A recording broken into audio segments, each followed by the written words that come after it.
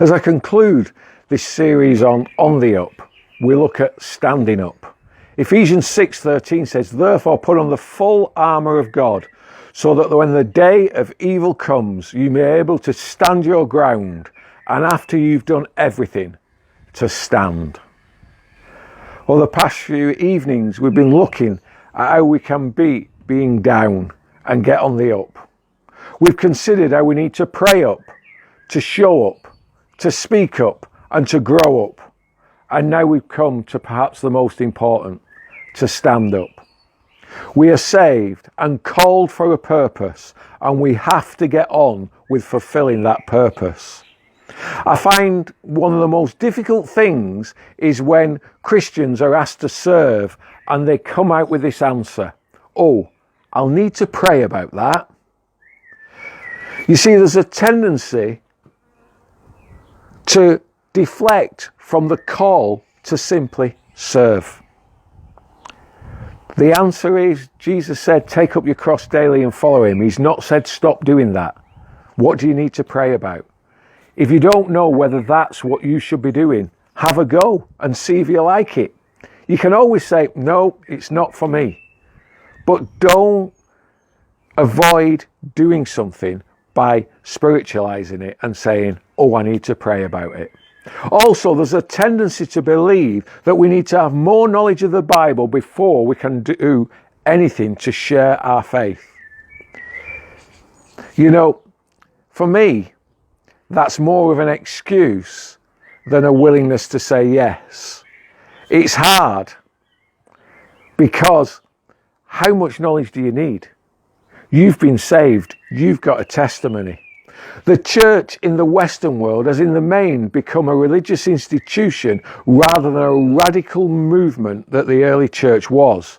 And as such, we kind of say we'll teach people, we'll provide a nice building for them to go into, and then only when we've determined that their educational level is a suitable thing, we then have to lay on the guilt to get them to go out and to share their faith.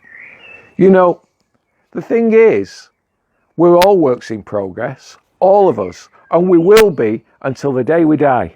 So none of us are perfect, but we have a story to tell. In the religious institution, we always need to check everything out to make sure what we're saying is right. And we all have to have the knowledge needed before we can go out, because of course we might say something wrong. That's not how Jesus operated. He didn't teach his disciples like that. When he went and sent out the 72, the instructions were very clear and simple. Go. He appointed them and then he anointed them, and they went out and they followed the instructions. He simply said, heal the sick, raise the dead, cast out demons, and proclaim that the kingdom of heaven is near.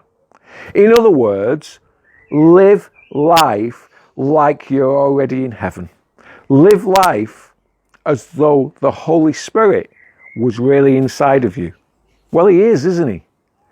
In the same way, Jesus called Philip, and Philip immediately went and shared with Nathanael.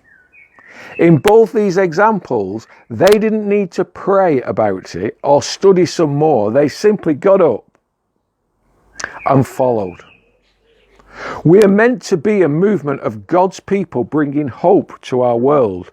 We believe as a church that each one of us has been called to minister to others, to share in that fulfillment of the Great Commission in Matthew 28 and 19. There are times when we have to say no to things, but at least let's be honest with one another and let our yes be yes and our no be no, as Jesus teaches in Matthew 5:37.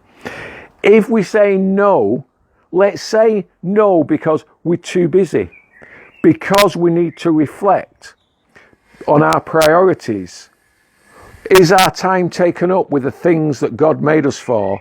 Have we become distracted by busyness? Let's have those conversations, but let's not be dishonest. Farnworth Baptist Church is on the up. we're growing, we're developing, and we are moving forward, and we are bringing change to our community.